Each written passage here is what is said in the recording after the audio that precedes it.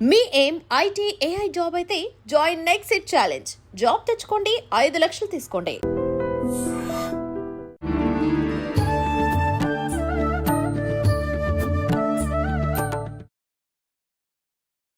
నమస్కారం, welcome to I dream. ధర్మ మార్గం కార్యక్రమానికి స్వాగతం. నేను మీ విజిత.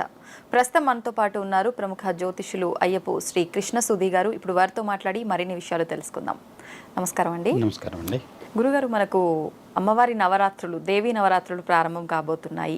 అయితే మనం అసలు నవరాత్రులు ఎందుకు జరుపుకోవాలి? నవరాత్రుల విశిష్టత ఏంటి? ఇప్పుడు అమ్మవారి నవరాత్రులే కాదు, మనకు దానికన్నా ముందు భాద్రపద మాసంలో వినాయక నవరాత్రులు కూడా జరుపుకుంటాము. ఆ తర్వాత అమ్మవారి నవరాత్రులు జరుపుకుంటాము. ఇవన్నీ కూడా ఇప్పుడు జరుగుతున్న ఈ నవరాత్రుల విధానం ఏదైతే ఉందో ఇదంతా కరెక్ట్గానే జరుగుతుందా? మన శాస్త్రంలో ఇలా ఉందా నవరాత్రుల విధానం అనేది? అదంతా కూడా తెలియచేయండి. ముఖ్యంగా నవరాత్రులు అంటే వసంత నవరాత్రులు, శరణ్ నవరాత్రులు ప్రామాణికం. ఫస్ట్ అందరి ఎప్పటి నుంచో ఉన్నది. వసంత నవరాత్రులు అంటే చైత్రశుద్ధ పాడ్యం నుంచి చైత్రశుద్ధ నవమి వరకు. అదేమిటంటే కాల ప్రారంభానికి సూచనగా మన యొక్క మంచి పని ప్రారంభించేటప్పుడు ఏదైనా సరే శుభకార్యానికి ముందుగా దైవ ఆరాధన చేసి ప్రారంభిస్తే మంచిదని వసంత నవరాత్రులు. అది ఇంకొక రకంగా తీసుకున్నట్లయితే కలియుగం ప్రారంభమైనప్పటి నుంచి యుగ ఆరంభంగా సూచన చేస్తూ దాని గురించి ప్రారంభం. అది పురుష ప్రాధాన్యం. అంటే కాలాన్ని రెండుగా విభజిస్తే పగలు పురుషుడు, రాత్రి స్త్రీ అనుకోండి. అలానే అక్కడ కనుక చూస్తే అది ఉత్తరాయణ కాలంలో వచ్చేది పురుష ప్రాధాన్యంగా ఉండేటువంటి నవరాత్రులు. అందుకనే చివరి రోజు శ్రీరామనవమి నాడు రాముడికి కళ్యాణం చేసి దశమి నాడు పట్టాభిషేకం చేస్తాం. ఇక్కడ స్త్రీ ప్రాధాన్యమైన నవరాత్రులు శరణ్ నవరాత్రులు.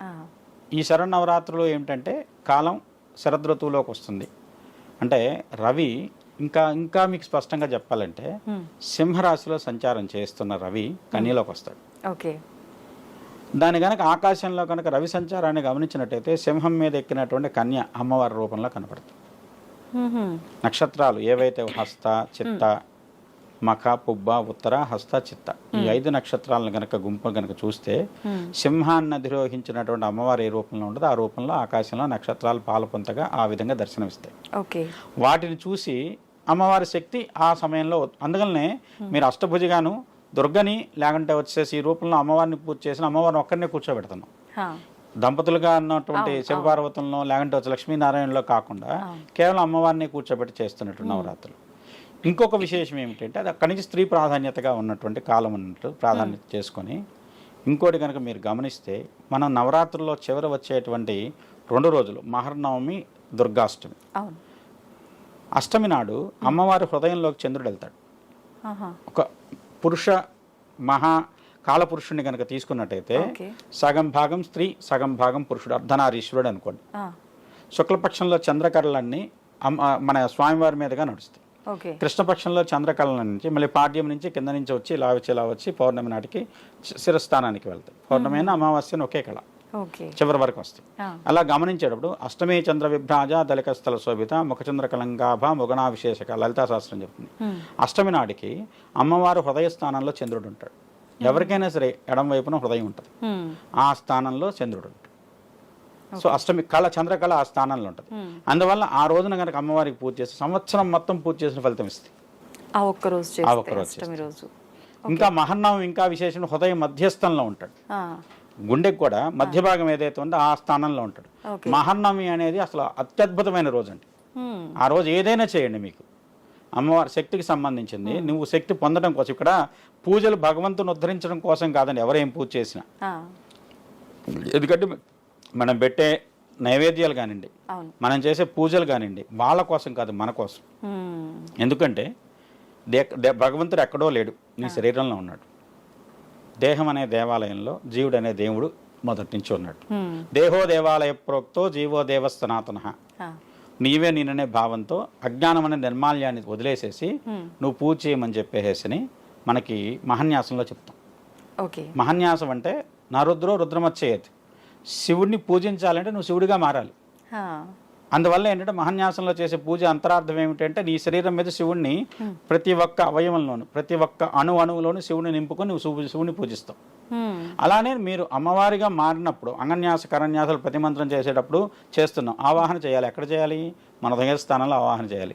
మన ఉదయ స్థానంలో ఎలా ఆవాహన చేయడానికి మనకి ఇక్కడ చేయబెట్టుకొని చేసిందే అదొక రకంగా ఉంటుంది. లేదంటే మనకు ఒక మన దృష్టిని కేంద్రీకరించడానికి ఒక టార్గెట్ కావాలి. కలశం కావచ్చు, అమ్మవారి పటం కావచ్చు, లేదంటే శ్రీయంత్రం కావచ్చు, ఏదైనా సరే దాని మీద దృష్టి పెట్టామనుకోండి, ఆటోమేటిక్గా మన భావనలో అక్కడ వచ్చి అమ్మవారు కూర్చుందనే భావన ఉందనుకోండి, ఆ భావన కూర్చున్నది ఎక్కడ, నేను హృదయ స్థానంలో అమ్మవారు వచ్చి కూర్చున్నట్టు.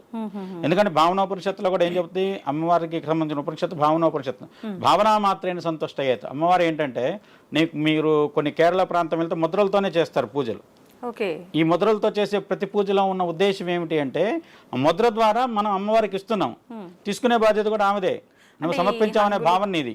ఈ హంగులు ఆర్భాటాలు ఇవన్నీ లేకున్నా పర్వాలేదా? మనం అలా ఇప్పుడు ప్రజెంట్ చూస్తున్నాం కదా, ఏదన్నా పూజ అనంటే మొత్తం రకరకాల పుష్పాలు, రకరకాల నైవేద్యాలు, రకరకాల హడావిళ్ళు చూస్తున్నాం. ప్రతి ఒక్క దేవుళ్ళకి అండి వాళ్ళకు ఒక ప్రత్యేకమైన నిర్దిష్టమైన పూజా విధానం ఉంది. మిగతాదంతా ఆడంబరం. శివుడికి అభిషేకమే ప్రీతి, విష్ణువుకి అలంకారమే ప్రీతి, అమ్మవారికి అర్చనే ప్రీతి, గణపతికి తర్పణమే ప్రీతి, సూర్యుడికి నమస్కారమే ప్రీతి. శంకరుడు స్థాపించిన మతంలో ఈ 5 రకాలైనటువంటి ప్రధానమైనటువంటి దైవాలుగా పెట్టి వాటిని శిలల రూపంలో అర్చించే విధానం పంచాయతన విధానంలో పూజను పెట్టాడు. దీంట్లో ఎవరికి ఏం కావాలని స్పష్టంగా ఉంది. నువ్వు మిగతాది ఏదైనా చేస్తున్నావు, నీ తృప్తి కోసం జరుగుతున్నది. భగవంతుడికి అవసరమా అనేది అంటే భగవంతుడు స్పందించేది ఖచ్చితంగా వచ్చేసి ఈ రకమైన గణపతికి తర్పణంతోనే భగవంతుడు ప్రీతి పొందుతాడు. అమ్మవారికి అర్చనతోనే, కుంకుమార్చన చేయండి ప్రీతే. మిగతా మీ దగ్గర ఏమి ద్రవ్యాలు లేవు, కుంకుమ చేయండి, అది కూడా దొరకలేదు. భస్మంతో పూజ చేయండి, అది కూడా దొరకలేదు. పత్రితో పూజ చేయండి. ఏ చెట్టాకులు, మారేడు దళాలు కానివ్వండి, తులసి దళాలు కానివ్వండి, ఏవైతే విశిష్టమైనటువంటి దేవతా సంబంధమైన ఉన్నాయో, మీకు ఏ వ్రత కథలో చూసినా కూడా అండి మీకు వాళ్ళ దగ్గర ఏమీ లేవు ద్రవ్యం. అలాంటి పరిస్థితుల్లో కేదారేశ్వర వ్రతం ఉంది, మరి ఓడని తెప్పి తోరంగా కట్టుకుని, దారం కూడా దొరకనప్పుడు మరి ఓడనే తోరంగా కట్టుకొని వాళ్ళు పూజ చేశారు. వాళ్ళని అనుగ్రహించాడు భగవంతుడు. భగవద్ అనుగ్రహానికి కావాల్సింది నీ భక్తి, ఏకాగ్రత. అవి ఏ వ్యక్తి అయితే చూపెడతాడో ఆ వ్యక్తికి ఖచ్చితంగా భగవద్ అనుగ్రహం దొరుకుతుంది. మరి అయితే ఇప్పుడు నవరాత్రుల్లో అమ్మవారిని ఏ రకంగా ఆరాధించాలంటారు? మరి ఇప్పుడు మీరు చెప్పినట్టుగా ఒక్కొక్కరికి ఒక్కొక్క ప్రత్యేకమైన నిర్దిష్టమైన పూజా విధానం ఉంది కదా. అర్చన ప్రీతి, అర్చన అంటే వచ్చేసి కుంకుమతో అర్చన చేయండి. ఇంకా మీకు ఇప్పుడు రోజున ఒక్కొక్క చోట చూస్తుంటాండి, ఇవాళ అమ్మవారికి ప్రీతిగా 108 నైవేద్యాలు, అన్నపూర్ణాదేవి అలంకారం, అందుకని 108 నైవేద్యాలు, లేదంటే 360 నైవేద్యాలు ఇలా చేస్తున్నారు. ఇక్కడ మీరు నైవేద్యం ఏదైనా పెట్టండి, నిర్దిష్టమైనటువంటి విధానంలో నైవేద్యం కనుక అమ్మవారికి సమర్పిస్తే దాంట్లో చాలా విశేషం ఉందండి. ఎందుకంటే మనం పూజలో ముఖ్య ఉద్దేశం షట్చక్రాలను సాధించుకుంటూ వెళ్ళటం. మొట్టమొదటిది వచ్చేసేసి విశుద్ధి చక్రం. దీంట్లో ఉండేది ఆ నుంచి అమ్మాహ వరకు దళాలు ఈ కంఠం దగ్గర. ఇదేంటంటే ఐడియల్ బాడీని, ఫిజికల్ బాడీని కనెక్ట్ చేస్తుంది. అంటే కాయక శరీరము, మానసిక శరీరం. మామూలుగా మనం గ్రాంధికమైన భాషలో మాట్లాడాలంటే మనం ఒక ఆలోచన చేస్తాం, అది మానసిక శరీరం. అది శరీరం పనిచేసింది అనుకోండి, చేయగలిగింది అనుకోండి, ఆ సంకల్ప సిద్ధిస్తుంది. అందుకని ఇది ప్రాధాన్యం. దీనికి ఏంటి, పాయసం నివేదనం అమ్మవారికి. అందుకని మీరు చండీ హోమం చేసినా, ఏ హోమం చేసినా, లేదు బోనాలు పెట్టినా కూడా పాయసం ఎందుకు పెడుతున్నాం అమ్మవారికి అంటే, పాయసం అనేది మన యొక్క సంకల్పాన్ని సిద్ధింపజేస్తుంది. అందుకని మూలాధారాం భుజారూఢ పంచవక్త్రాక్ష సంకిత అంకుశాది ప్రహరణ వరదయక నిషేవిత ముద్గోదనాసక్తిత సాకిన్యంబా స్వరూపిణి. పులగంతో నైవేద్యం, బెల్లము, పెసరపప్పు, అన్నం, ఈ మూడుటి కలిపి నైవేద్యం. మొట్టమొదటి మూలాధారం ముడ్డిపూస దగ్గర ఉండేటువంటి ఏదైతే చక్రం ఉందో దానికి సంబంధించింది. తర్వాత దధ్యోజనం ఉంది, అది వచ్చేసేసి స్వాధిష్టాన చక్రానికి సంబంధించింది. తర్వాత వచ్చేసి నాభి దగ్గర ఉండేది స్థితికారకమైనటువంటిది, ఇది విష్ణు చక్రం అంటాం, విష్ణు గ్రంథి అంటాం. ఇక్కడ దీనికి వచ్చేసేసి గుణాన్న ప్రేత మానస. ఇక్కడ వచ్చేసేసి హృదయంలో ఉండేటువంటిది, దానికి వచ్చేసేసి ఈ హృదయ స్థానంలో ఉండేది ప్రాణశక్తి. ప్రాణశక్తికి సంబంధించి వచ్చేసేసి ఇక్కడ పాయసమే కానివ్వండి, స్నిగ్ధోదన ప్రియ సాకిన్యంబా స్వరూపిణి. ఇక్కడ వచ్చేసరికి పాయసాన్నం, ఇది హరిద్రాన్నం ఆజ్ఞాచక్రానికి. ఇలా నివేదన చేస్తే మీరు గమనించినట్లయితే ఏ దేవాలయంలో వెళ్ళినా ముఖ్యంగా పెట్టే నైవేద్యాలు ఇవే ఉంటాయి. తదోజనం, పరమాన్నం, పులిహోర, చక్రపొంగలి. ఇంకా విశేషం ఏంటంటే లడ్డు అండి.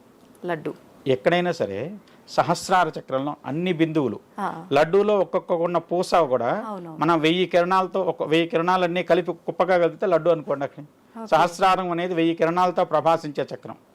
దాన్ని వచ్చి గుండలాగా చేసి మనమైతే ఏవైతే గ్రహాలు లేదంటే ఏవైతే వచ్చేసి భూమి ఏవైతే వచ్చేసి కక్షలు ఏవైతే ఉన్నాయో అదే రూపంలో శివలింగ భగవంతుడికి సమర్పిస్తున్నాం. అక్కడ భగవంతుడు స్వీకరించట్లా, మనలో ఉన్న భగవంతుడు స్వీకరిస్తున్నాడు. ప్రతి మనిషి దాన్ని ప్రసాదంగా స్వీకరించడం ఉద్దేశం ఏంటంటే ఆ విధమైనటువంటి శక్తి ఈ శరీరంలో ఏర్పడుతుంది. శారీరకంగా జరిగేటువంటి ఈ చేతన ఏదైతే ఉందో అది సృష్టికి అవసరం.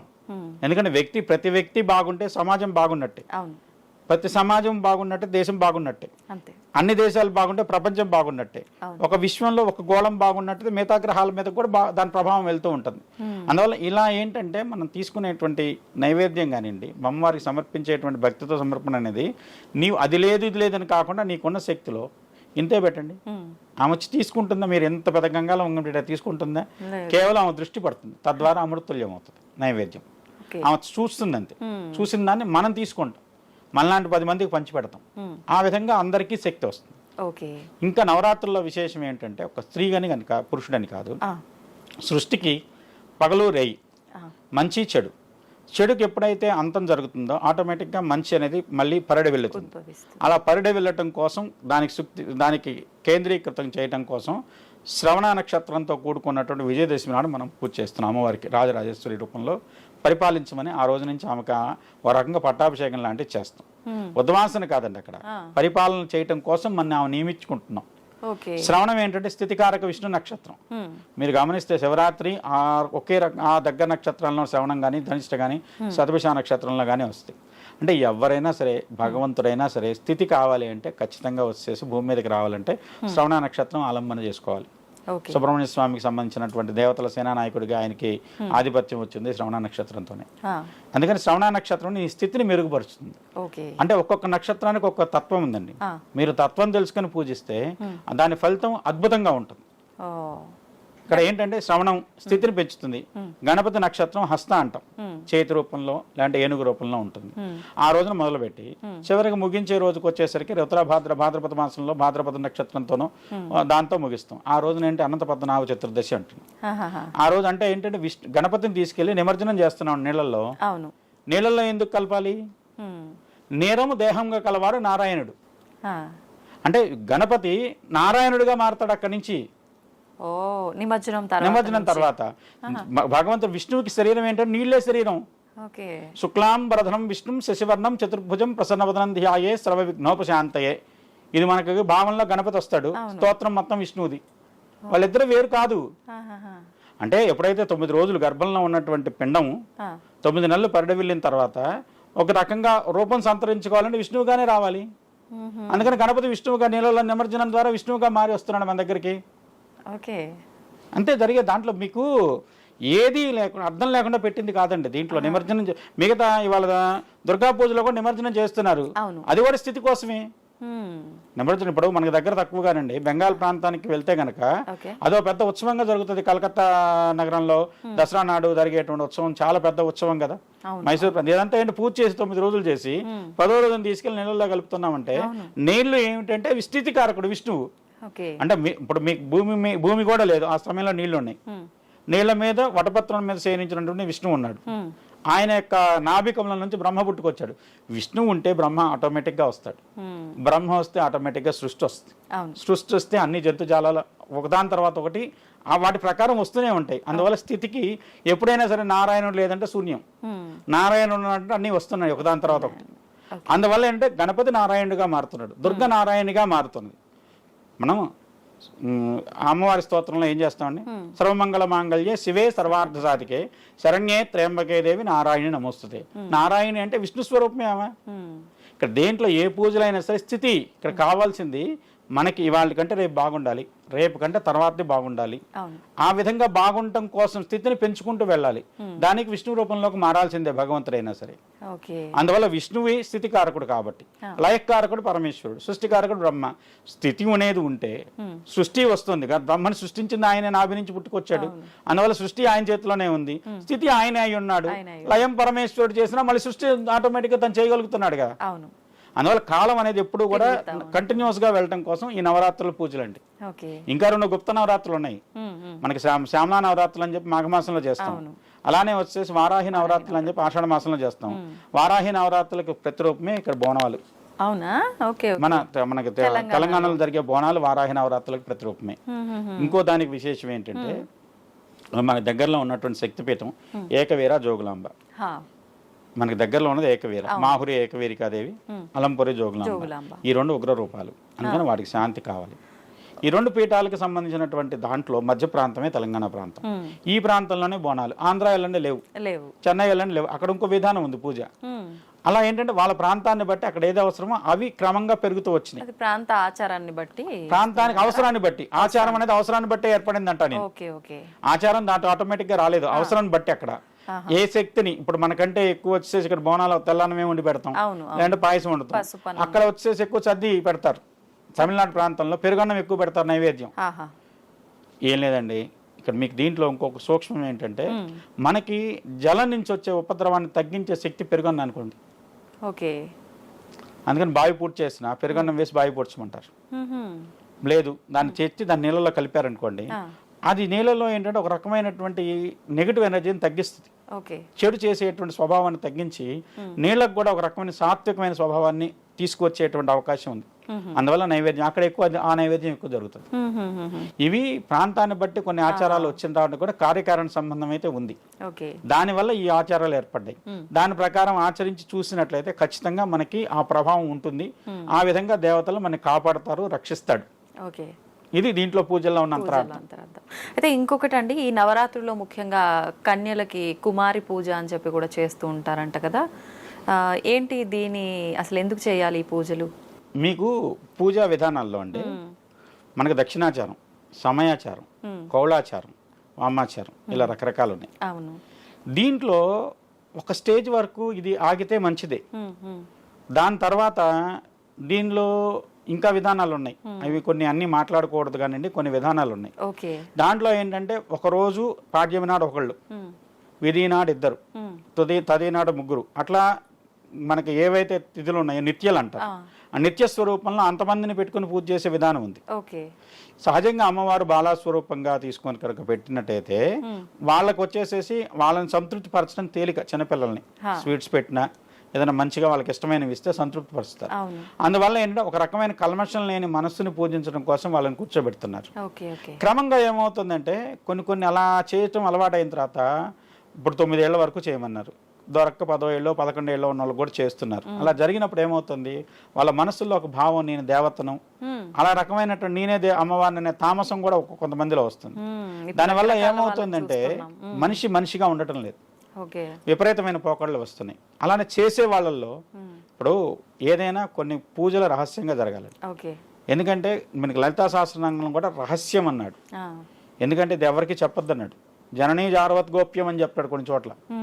అంత విశేషంగా రహస్యంగా ఉండాల్సిన బట్టబయలు చేసేస్తే దానివల్ల మంచి కంటే చెడు ఎక్కువ జరుగుతుంది. ఖచ్చితంగా ఏది గుప్తంగా ఉంచాలి. ఇప్పుడు ఎవరి శరీర నిర్మాణం ఎవరికి తెలియదండి. ఆడవాళ్ళ శరీర నిర్మాణం ఇలా ఉంటుంది, మగవాళ్ళ శరీర నిర్మాణం ఇలా ఉంటుంది. దాని మీద బట్టలు వేసుకోవటం ఎందుకు మనం? ఎందుకు అంటే కొన్ని రహస్యంగా జరగాలి, కొన్ని గుప్తంగానే ఉంచితే దానికి మంచిది. అందుకోసమే ఈ పూజా విధానాలు. మన దక్షిణాచారం ఉంది, ఏది ఎవరు చూసినా నష్టమే లేదు. అమ్మవారికి నైవేద్యం పెడతాం, గుడి తలుపులు మూసో లేదంటే కర్టెన్ వేసేందుకు నైవేద్యం పెడతారు. అక్కడ ఉన్న నైవేద్యం అని తెలుసు, ఆ నైవేద్యమే తర్వాత తెలిసి మనకు పెడతారు. అది స్వీకరించేటప్పుడు కొంత ఏకాంతం కావాలి, దానికోసం నైవేద్యం అలా రహస్యంగా ఇమ్మన్నాడు. అలానే కొన్ని పూజలు రహస్యంగానే చేయాలి, బయటకు కనపడేటట్టు చేయకూడదు. చేసినా దాని గురించి వివరంగా అందరికీ వచ్చే దాని వివరాలు చెప్పకూడదు. ఎందుకు అంటే దానివల్ల మంచి కంటే ప్రతి ఒక్కళ్ళు ప్రయత్నిస్తారు. తెలిసి తెలియక చేసిన ప్రయత్నం వెడిసి కొట్టింది అనుకోండి, చాలా విపరీతమైన ఫలితాలు ఉంటాయి. దానివల్ల మంచి కంటే చెడు ఎక్కువ జరుగుతుంది. అన్నిటికంటే శ్రేష్టం దక్షిణాచారం శ్రేష్టం. ఆదిశంకర్లు ఒప్పుకున్నది దక్షిణాచారం. ఎందుకంటే హైందవంలో మిగతా మతాలు ఉన్నాయి. ఇప్పుడు మీకు ఇంకోటి చెప్తాను. కౌల మతానికి బాగా కౌల మతంలో సిద్ధి పొందిన వాళ్ళుగా గొప్ప వాళ్ళ కింద ఇద్దరు చెప్పుకోవచ్చు. లలితా సహస్రనామానికి భాష్యం రాసినటువంటి భాస్కరాచార్యులు, ఆయన హైదరాబాద్లో పుట్టారు. ఎప్పుడు మనకి కొన్ని శతాబ్దాల క్రితం హైదరాబాదే పుట్టింది. ఆయన కాశీ నగరంలో నిలబడి ఆయన చతుష్షష్ఠి యోగినీలను ఆవాహన చేస్తే ఒక్కొక్క యోగిని వచ్చి ఆయన ఒక భుజం మీద లలితాదేవి, ఒక భుజం మీద శ్యామలాదేవి కూర్చొని వాళ్ళ గురించి వాళ్ళు చెప్పుకున్నారు. చాలా మందికి ఈయనకేం రాదంటే ఆయన నా శక్తి ఏంటో మీకు చూపెడతాను రండి అని యోగిని పిలిచి అందరి యోగినీలను దర్శనం చేయించాడు ఆయన. అలాంటి గొప్ప ఆయన శుద్ధ కౌలం. మీరు ఇందాక చెప్పారు కదా, ఆయన తన యొక్క సొంత వాళ్ళను కూడా భగవంతుడిగానే చూశాడు ఆయన. ఇంకోళ్ళు రామకృష్ణ పరమహంస భార్యను కూడా అమ్మవారిగానే చూశాడు ఆయన. అంత విశేషంగా చేశారు కాబట్టి వాళ్ళకి సాక్షాత్కారాలు జరిగినాయి. ఓకే. అందువల్ల సాక్షాత్కారం ఈ కాలంలో జరుగుతుందంటే వీరిద్దరు మనకు రామకృష్ణ పరమహంస అయితే మనకు ముందు శతాబ్దం మనిషే కాబట్టి తెలుసు కాబట్టి జనాలకి ఆయన సాధించాడు, అమ్మవారి దర్శనం పొందాడు. ఆయన ప్రభావంతో వివేకానంద స్వామి ఎంత సాధించాడు అనేది ప్రపంచానికి తెలుసు. ఇవాళకి కూడా ఒక మేల్ యూత్ ఐకాన్ కింద ఆయన చెప్తున్నారు కదా. ఆయన ఒక 5 రోజుల పాటు నిద్రాహారాలు మాని కన్యాకుమారిలో అమ్మవారి దర్శనం కోసం పరితపిస్తే అమ్మవారి ఇచ్చిన శక్తి, తద్వారా ఆయన ప్రపంచవ్యాప్తంగా హైందవ మతం గొప్పతనాన్ని చాటిన విధానం మనకందరికీ తెలిసింది. అది యథార్థం కదా. అంటే ఆమె కావాలని నువ్వు కోరుకొని అంతగా తప్పిస్తే తప్పనిసరిగా ఆమె అనుగ్రహిస్తుంది. ఏ వ్యక్తికి ఏది ఇవ్వాలి, ఎందుకంటే అపాత్ర దానం భగవంతుడు ఎప్పుడూ ఎవరికి చేయడు. అందువల్ల ఎవరికి ఏదైతే అర్హత మనం పెంచుకున్నాం అనుకోండి వాళ్ళే ఇస్తారు మన శక్తిని. ఓకే, ఇది నవరాత్రి పూజలో అంతరార్థం. థ్యాంక్ యూ అండి. చాలా మంచి విషయాలు, నిజంగా ఎప్పుడు వినని కొత్త విషయాలు మీ ద్వారా తెలుసుకున్నాము. ధన్యవాదాలు. నమస్కారం అండి.